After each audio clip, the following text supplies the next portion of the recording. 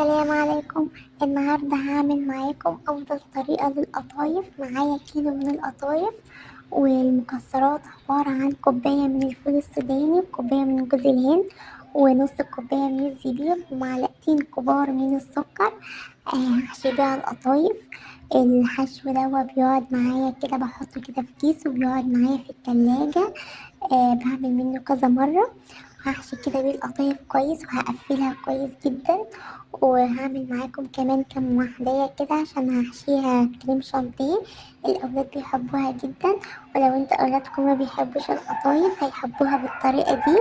هعمل كده كام واحدة كده وهخلص باقي الكمية، وهكون مسخنة كده الزيت على النار، وهنزل بالقطايف السادة الأول لغاية ما هتاخد معايا اللون الذهبي، وبعد كده هشيلها.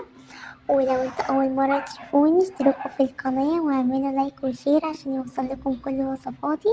وكمان ما تنسوش تكتبولي بتتابعوني من اي بلد. ودي القطايف اخدت معايا اللون الذهبي الجميل كده.